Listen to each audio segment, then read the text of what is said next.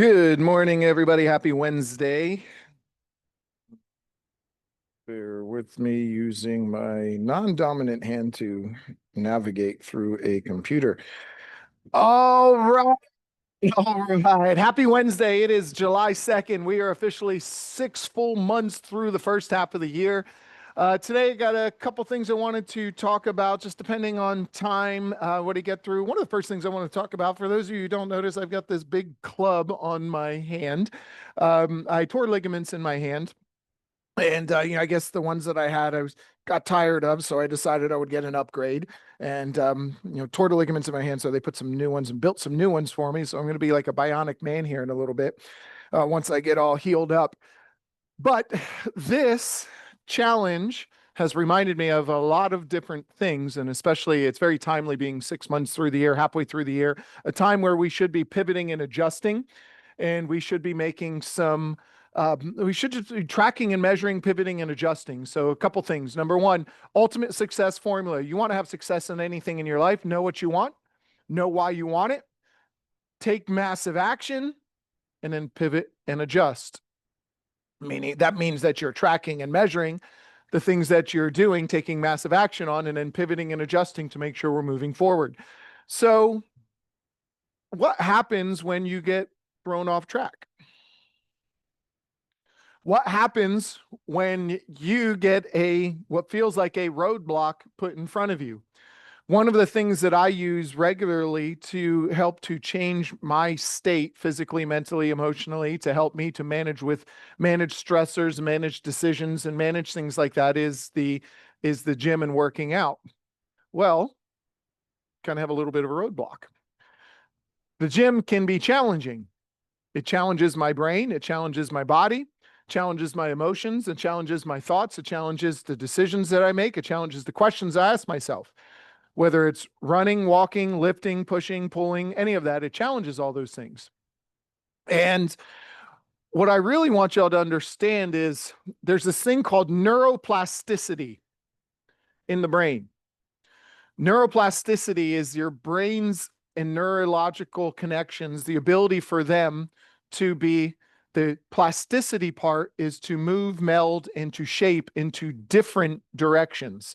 So just because you are a certain way, these are the things that I do. This is just always how I did it. This is how I walk. This is how I brush my teeth. I've always used this hand. I write with this hand. That's not the way it always has to go. So some of the challenges that I've been facing are, this is my dominant hand. I brush my teeth with this hand. I eat with this hand, write with this hand, type with this hand, use a mouse with this hand, button my pants with this hand, tie my shoes with this hand, put my socks on with this hand, put my pants on, everything. So throughout the day, I'm being challenged at every single step of the way. Even something as simple as starting this morning meeting out, clapping. I can't clap. So what I'm realizing is the very first day, I had the surgery Wednesday, the very first day that I woke up the next morning on Thursday, I had to brush my teeth. And I went to try and brush my teeth, and I'm trying to squeeze toothpaste, hold a toothbrush with one hand, and trying to get all of that done first. Then this is just prepping for brushing my teeth. And I start brushing my teeth. I'm doing it with a non-dominant hand. The motion feels completely awkward. I'm trying to think and focus on trying which direction does my hand need to go, up, down, in, out, back, side to side. And I'm just going through all this, and it's extremely challenging. And I got so frustrated. I just wanted to put it down, and I just wanted to use my right hand, but I couldn't. I was forced to brush my teeth that way that morning, that evening, then Friday morning, Friday evening, Saturday morning, Saturday evening, Sunday morning, Sunday evening, Monday morning, Monday evening, Tuesday, and then up until today. But you know what happened today? It's only been 6 days. You know what happened today when I went and did that? I didn't think about it. Walked in, grabbed a toothbrush, laid it into my hand, rested it underneath my thumb, like I've done it before, squeezed the toothpaste on, grabbed it, started brushing. And guess what? My arm didn't hurt as much trying to do it. The motion seemed more fluid. Don't get me wrong, it's not perfect, but the neuroplasticity of your brain, the connections, the synapses between your brain and the muscles in your body, they are extremely, extremely meldable. You can change these. And how many of you have tried to start doing something new in your business or in your life, whether it's working out, whether it's a diet, whether it's a new avenue of focus, making phone calls, texting, knocking on doors, where the very first day, that Thursday morning, brushing my teeth for you, you got very frustrated because you weren't getting the outcomes that you wanted. It was very different. You felt extremely uncomfortable, but you, unlike me, you had another hand you could have switched to and went right back to doing things the way you normally did them. And you gave up on the new thing because it was uncomfortable. What I'm telling you is if you can decide to focus on something, and I would say, how long does it take to form a habit? They say the average of it, depending on, like, there's that Harvard study, it takes 21 days to form a habit. No, it took the average of like a couple hundred people that they did. Average was 21. That means some people did it shorter, some people took longer. So if you want to make something really stick, do it for 90 days, but stick with it. Do it for at least 30 days. After 30 days, you will notice this gets much easier. You get more focused, you get more and better results, and you don't have to think about it as much. One of my biggest challenges right now is I'm sitting here and I have to think about everything that I do that was normally a habit. I have to think about moving the mouse. I have to think about the way I'm opening a door. I have to think about the way that I'm going to get dressed. I have to think about how I'm going to eat. I look like a 4-year-old trying to eat with a fork or a spoon because I don't know whether to move my hand or my mouth to the fork or spoon. So I have to think about all of those things as I do them. So that's exhausting. It's tiring. By the end of the day, middle of the day, I feel more tired because I'm having to think about all these things and I'm having to focus a lot more and I'm asking a lot more questions, things that were normally natural that I just coasted through the day doing. And that's just what we get used to doing. So just reminds me that the brain has this thing called neuroplasticity. You've got to stick with doing something. You cannot have an option B. You can't have a fallback. I don't have another hand to use, and it's forcing me to do things that I'm becoming more comfortable with just after 6 days of doing them, more comfortable with using a hand that I've never used doing any of those things. And it only took 6 days to start getting more comfortable. And I guarantee you, this is going to be here for 60 days. And in 60 days, I will feel a lot more comfortable. What are you willing to commit to for 60 days to make a difference in your life? Because your brain and your body will adapt. The human brain, the human body is the most efficient machine that was ever built. It will adapt. It will create new neurological synapses and create a new neural pathway for those things to make them more habitual for you. So I'm glad I'm ambidextrous. Yeah, it's not fun, and it's very challenging making these changes, but it makes a huge difference. So I'm just asking you, bind yourself, give yourself no other options. This is my only option. I'm going to force myself to make a change. There's a couple tricks. This guy says, you want to start rewiring your brain. He goes, every morning when you wake up, if you want to start rewiring your brain in a different fashion to teach yourself that there's this neuroplasticity, when you wake up in the morning, go straight to the bathroom. When you go straight to the bathroom, brush your teeth with your non-dominant hand. The first thing you do in the morning is teaching your brain we're going to do something hard and we're going to have to adapt to it. And you'll see how plasticity works. So brush your teeth with your non-dominant hand, then stand there in the mirror and look yourself in the eyes and say, I love you 10 times, staring yourself in the mirror right in the eyes. And then go outside and take 20 to 30 deep breaths, forcing your lungs to take in more oxygen than you're used to. And you're just doing things different. You're waking yourself, and it doesn't matter what time you do it. You're waking yourself up different to a different change. You can just start to rewire your brain. Do that for 30 days and you'll see that everything else starts to shift and change along with it. So just remember those things. Neuroplasticity, the synapses between the brain having a thought and the muscle making a movement. You fire and wire those things over and over and over again, and the body will actually start to frame those that neuroplastic synapse. It will start to frame it. There's this thing called myelin sheathing that from the brain to the muscle, it starts to form a myelin sheathing. It literally takes that neurological connection between the brain and the body, and it encompasses it into a myelin sheathing around that neural pathway and makes it more solid. So that does become more of a habit. That's why baseball players have the same swing over and over and over again. They've done it so many times, they have this neurological connection between the two, and it's wrapped in myelin sheathing. And you see people who have, I think it's multiple sclerosis, that myelin sheathing starts to deteriorate. So the way that you walk, you have this myelin sheathing around all of these neurological connections, but when multiple sclerosis, that myelin sheathing starts to dissipate. So you see some of them, they can't walk the same way. The neurological pathways for those habits of walking, moving their hands and doing those things starts to deteriorate. So it's all built in science, it's all built in physiology, but it has to start in the brain. So just remember those things, couple things to think about. Do all of that before picking up your phone, 100%. All right, so today we're going to talk about, now that we got done with that, let's talk about narrative. Let's talk about what's going on around us. So we got some Keeping Current Matters reports to talk about, and we just want to talk about how these things, how they matter to you. What's the difference between what some people think that all this inventory means this is a buyer's market. All of this inventory means this, and there's way too much inventory, and there's not enough buyers, and interest rates are high, and this market is going to crash, and oh my God, the president this, and the war that, and Congress over here, and all Medicaid, Medicare costs.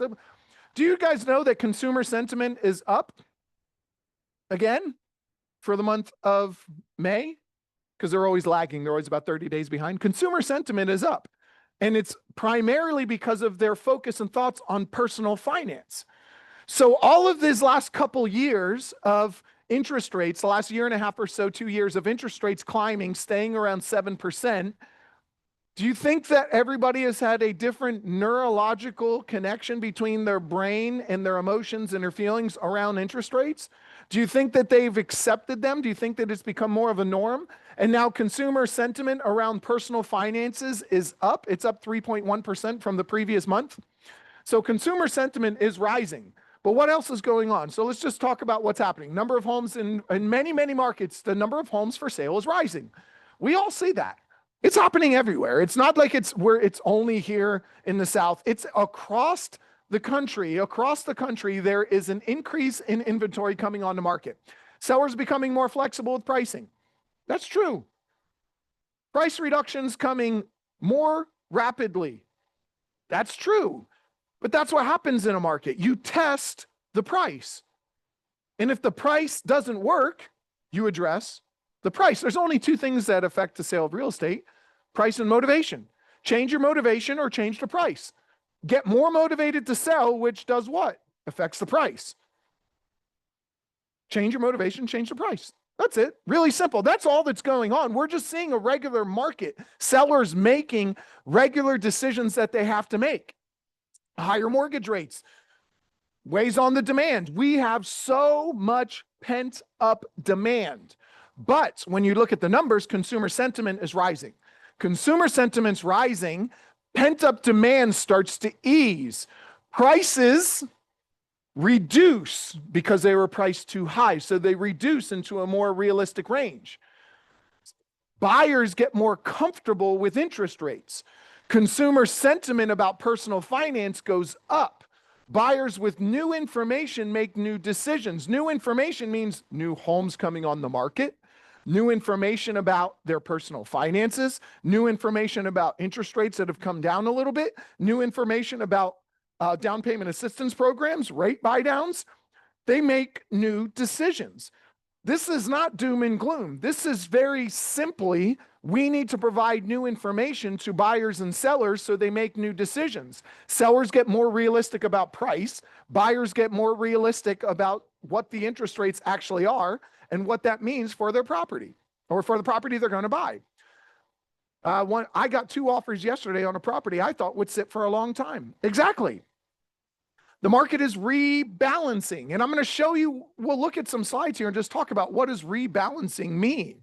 So here, inventory topped 1 million for the first time since 2019. Oh my God, the first time in 6 years that inventory has gone over 1 million.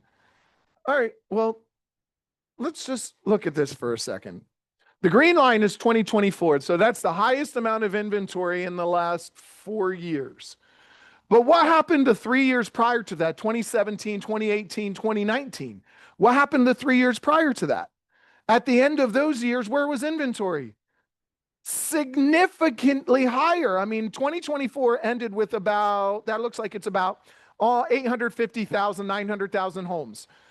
That was like 1.050, 1.2 million, 1.1 million. So between 1.1 and 1.2 million, that was 2017, 2018, 2019 inventory levels. For those of you who've been in the market, and we're in real estate then, 2017, 18, and 19, were those horrible years? Interest rates were where? 5 to 6, 4.5 to 6, 4.5 to 5.5. So interest rates were lower and we had more inventory? How the hell does that make sense with what the narrative that's being shoved down our throats right now? We have the highest amount of inventory and the highest interest rates. And wait, so interest rates were lower then, but people still weren't buying the amount of inventory that was on the market? No, it's just what's called balanced real estate. That's what we typically carry for inventory on the market at any given time. And the amount of buyers that are there are buying the homes at this pace. That's it. Very simple. There's no real estate market crashing. There's no buyers are sitting this one out and the future of our buyers are not going to buy homes. They're buying homes. They may not be buying them at the same pace. It's because we just went through 4 to 5 years of the most amount of uncertainty that we've ever experienced in such a long period of time. With politics, with economy, with war, with disease, with all of that stuff, then the market, then the stock market, it's so much uncertainty. Buyers over the last 1.5 to 2 years have just been sitting there going, what else is next on this deck? What card's coming up next? We don't know what's coming up next. Buyers are uncertain, but what you do see because of consumer sentiment about financing is that is shifting and changing. So that is shifting and changing. People are becoming more aware and more normalized about what the market is. So where are we at right now? We're still here, 1,036,000 homes on the market. That was in May 2025. Like I said, we always lag about 30 days. It's still below the 2017, 18, and 19 inventory numbers. We are still lagging in inventory to a balanced market. What does this mean for buyers and sellers? Well, right now, the market seems to have shifted slightly more in favor of buyers. Buyers are able to get some interest rates, get some price reductions, get some credits, get some concessions in some of the markets. But then we just hear comments like 2 minutes ago, one of our agents puts a home on the market, sold very quickly, thought it was going to sit forever, and had multiple offers. So is there a market? No, there are micro markets. The overall sentiment of the market, it's becoming more balanced. It seems to be a little more in favor of buyers, but we still have pockets where sellers, when priced right, get multiple offers, go over asking price, sell very quickly. This is our job, is to deliver these messages. So where's the inventory growing? Well, in the South, inventory is up 32% from year over year, 40% in the West. So what are we looking at? In the Midwest and Northeast, this is where everything was before. So it was lower. So right now our inventory is growing. We're just trying to catch up. This right here, we're just trying to catch up. That's it. So you need to put more homes on the market so the market can balance itself out and catch up. And as buyers come back into the market, you've got more strings in your net out there for when they do decide to buy, you're the person they decide to buy with.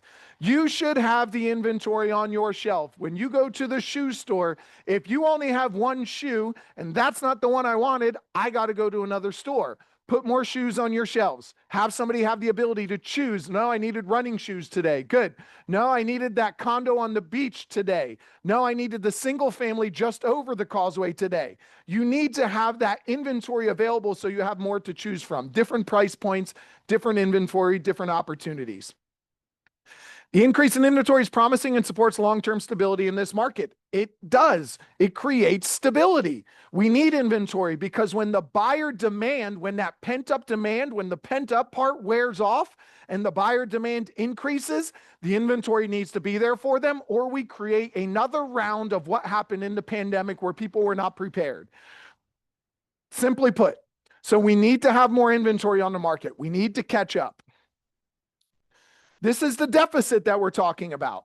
So since 2018, we've been in an inventory deficit. We're just not building enough homes. We don't have enough homes on the market. They're not putting enough homes into the ground. No matter how much you see of that, for the people that are coming to home buying age, the people that are buying, the families, the amount of people, the population, there's not enough homes available. We need more homes available. We have a housing deficit right now, and all we did from 2023 to 2024, and in 24 to 25, this number will get smaller as well. All we're doing is we have an opportunity to chip away at that number and create a more balanced market where both buyers and sellers can strategically negotiate their own advantages. Buyers have advantages, sellers have advantages. Sellers, you price your property right, you put a beautiful property on the market, it's going to sell. Buyers have advantages. Buyers, if you get to that right property and you see that property, you have the ability to negotiate, you have the ability to get with your lender, strategize to get the best payment, because it's not about the price, it's about the payment. You are payment conscious. Most buyers will never be in that home for more than 5 to 7 years. So they're never going to pay the $500,000 price point.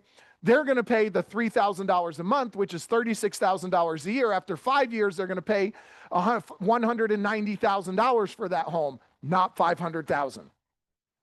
Okay? They buy their inventory. They buy down the rate a little bit. They buy their appreciation down over that 5 years. They get some appreciation. They buy some of their equity with their payments. They end up in a good position in 5 to 7 years with some equity. Let's just go on here. This about our sellers. 8 in 10 potential home sellers think they will get their asking price or more. That's where we come in. Mr. Seller, this stat right here is very telling. 8 of 10 sellers think they will get their asking price or more. I think the key word is right there. Their asking price. The seller's asking price. Not what the realistic price is, because when a home is priced right, the home will sell.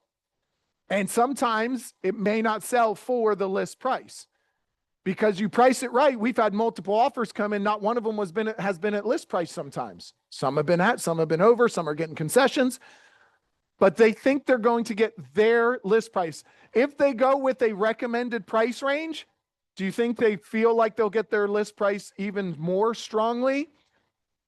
We have to consult with these sellers. If they want 550 in our recommended range based on everything we went through with them, and they agree with us with that recommended range, but of 520 to 530, but they still want to go at 550.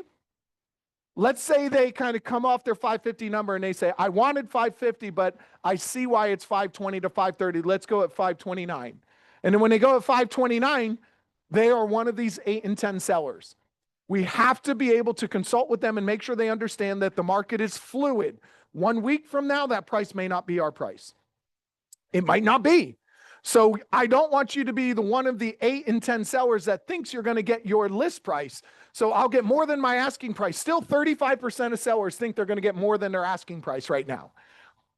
46% of them think they're going to get that price. That is absolutely crazy. 80% feel they're going to get their asking price or more. And that is improper expectations being set by us. That is our duty to control the narrative, to be able to deliver the message, build the rapport so I can give you the information in the way that you perceive information. I communicate with you in your language so you understand what I'm telling you. There is no miscommunication. Let's move on. 4 in 10 sellers sold for less than their asking price. 40%, 44% sold below their asking price. Is that normal? Yeah, it's probably still a little low.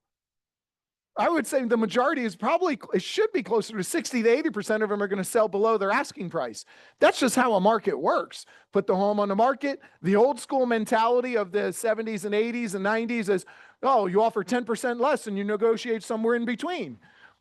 That's what happens when some of your buyers, their dads or granddads get involved and they say, oh, never pay full price. You got to offer 10% less, negotiate somewhere in between. So yeah, the majority of people are probably going to get a little lower than their asking price. They probably will. But the key is trying to find out what that number is. Most people want to price it really high to leave room for negotiation. And then you leave room for no one to negotiate with because your price is way too high.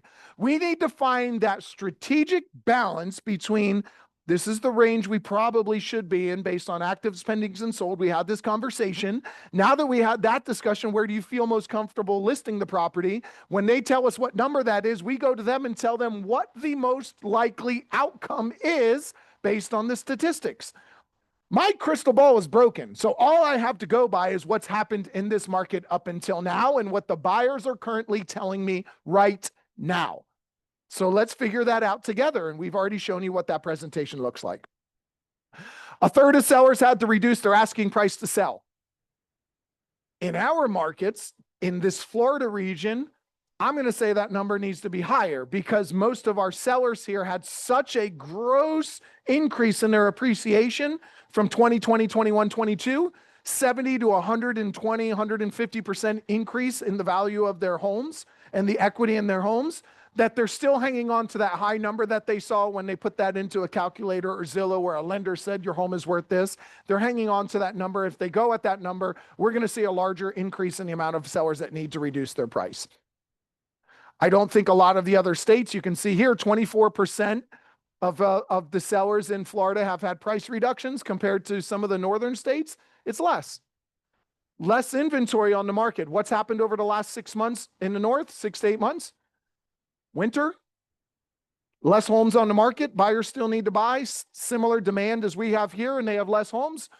So less price reductions because there's less to choose from. But as the summer comes up, this number, I'm going to just kind of speculate that the number for here will change when we see this type of stat in 3 to 4 months from now for the north because they'll have more inventory on the market.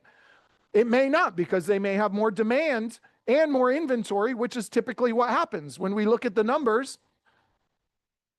look at the cycle of inventory. It's the same for every year except 2020. The red line is 2020. 2017, 18, and 19, inventory goes up, April, May, June, comes down, August, September, November. Every single cycle is the same except 2020, and that was our COVID year. Every single one. So these cycles are normal. There's nothing abnormal about what's going on right now. Rising share price reductions say that sellers are anchored to prices that aren't realistic. And today's seller would be would be advised and wise to listen to the feedback you're getting, which means that's predicated on us giving them the feedback. That means us having a conversation Monday, Tuesday, Wednesday, Thursday, Friday, whatever day it is. No update. So Mr. Seller, no update because we've had no showings, no calls, no interest. Here's the stats, here's the saves, here's the views, here's everything. Nothing is happening. Mr. Seller, we've had tons of increases of views, tons of showings, tons of requests. No one is offering. Give that feedback to the seller. The seller needs the information so they can make a different decision. Sellers pricing on high comps from the past. Guess what's in the past? Anything that's not today moving forward. So the home that sold 30 days ago right next door to you, I'm sorry, that's in the past. That may not be a comp for you anymore because there may be 2 homes on the market down the street from you that are exactly like that one that are priced $10,000 less and nicer. We need to be able to see what the actives are doing, not just focus on what has sold. We really need to pay attention to that because if we don't, let's go down to, you're going to be an expired listing because the average days on market is continually increasing. It's going to keep increasing, especially in our area. We do have more inventory in the south and the west than they do in the north. So we've had an increase in our inventory, which means more competition for your seller, which means more days on market if you are not priced right, marketed right, and have the best looking property on that market. Inventory keeps rising, 1,036,000. But again, 2017, 18, and 19, it was 1,050,000 to 1.2 million. So we're still below those numbers where we had an average market. The sales are going down. So yes, we do have less sales. But we had over 6 million home sales in 2020, 2021. If you go back to 17, 18, 19, that number drops to 4.5 to 5 million. So again, these numbers are a little artificially high. It should still hover around that $5 million mark, and it's not a 5 million homes mark, and it's not such a drastic decrease. It's just what's happened. This is the information that we've been given. So as an expired listing, we're seeing more of them. They're up about 17.6%. That's nearly 20%. That's an increase in expired listings, an increase by about 20%. You will be one of them if you do not listen to the market, do regular updates, pay attention to the pricing, see what's coming on the market, see what's going under contract, and see what's sold, and advise that seller once or twice a week minimum. They should be having those updates from you. But the key part here, if you need something to do to create a new neuroplasticity pathway, a new neurological pathway, commit to doing expired listings. If we see an increase in expired listings by 20% coming to the end of this year, that just means that we have a need for people to go after them. And 40%, nearly 40% of all of those expired listings in this last year have relisted. If you want an opportunity to have an at-bat, not just an at-bat, an opportunity that they will relist. I know that 40% of these people are going to list their home in the next year, do expired listings. 40% of the expireds will relist within this year. Just go look and see how many are expired in your zip code alone. Do that math. 40% of them will relist. If you want more at-bats, go after these. And then that 62% have not relisted, but within one more year, I believe the number goes up to 70% of them, 67% have relisted within 2 years. You need to be talking to all of them.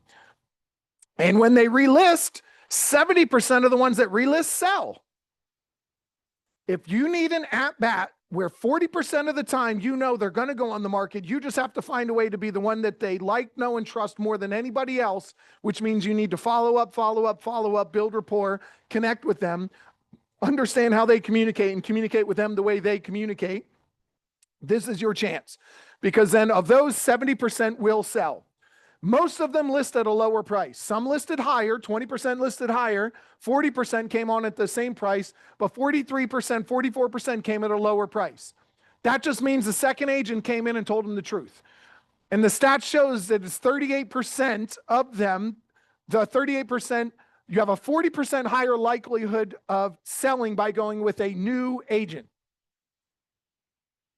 And I would beg to say that that 44% that came on at a lower price came on with a new agent. More of the relisted homes, about 70% sold for a lower price, ended up selling for. So 40% listed, 44% listed at a lower price, 70% of them sold at a lower price. So just because they come back on at the same price doesn't mean it's not going to sell. We just got a new agent involved. Maybe we staged it. Maybe we did some repairs. Maybe we did some fixing. Maybe we used professional photography. Maybe we offered a rate buy down, an incentive. Maybe we made sure it was marketed properly. Maybe we added a Zillow showcase, went onto social media, created things, did open houses, got more eyes on the property. Visibility trumps the ability of the agent. So maybe we got it more visible to the right people and we sold it, and 70% of those sold at a lower price. 44% listed at a lower price, 70% sold at a lower price. A lot of these homeowners are still interested in selling, but what they need is an agent who can address their concerns. What are their concerns? Why is the property not selling? Mr. Seller, what are the only two things affecting real estate right now, the sale of real estate right now? What are the only two things? Our listing presentation says it. Price and motivation. But what about condition? Well, the condition is an objection that gets overcome by price or motivation. If you're motivated, you're either going to address the price to sell because of the condition, or you're going to fix the property to sell so that it's in better condition. So price and motivation, those two things are the only things affecting real estate sales right now. Get very clear on that with your seller. All of the other things become those are just simple objections. The condition is the price and the motivation. We can overcome those. We are a little bit over time, but let's just get some chats. I got to over to lower prices, not marketing. However, if price is way above market value, then no marketing can get the sale. Market both price and interest are stabilizing, but the Zestimate is much higher. Don't care about the Zestimate. Zillow hasn't seen your home. After this session, can you please email me your slides you just used? Thanks. Joe, do me a favor, just shoot me an email. Shoot me an email just so it's at the top of my list. I'll forward you those Keeping Current Matter slides. So great stats, great info. This is a great market. It's a balanced market. If you're going to work, get to work. If you want to do something new, commit to it for 30 to 60 days, create new neurological pathways. It's simple, it's science. You think that it's just, I just can't do this. No, you can. You just haven't committed. I have no other option. I have to use my left hand. I have no other option. And because I've given myself no other option, this left hand with everything is a must. You have to make your outcome a must. There is no other option. There's no other choice. I will succeed or I will die, being dramatic. That's the whole theory of burn your boats. You want to take the island, get your army, pull up on shore, burn the boats, and look at your army and say, we are leaving here, we are coming here, we are taking this island, and it will be ours or we will die. There is no other option. This is ours. Again, no other option. I can't use my right hand. I only have my left. And because of that, I am forced, and it is creating new opportunities, and it is making me more comfortable, and it is going to be better for me in the long run. Make the commitment. Happy July 2nd, Wednesday. Have an awesome day.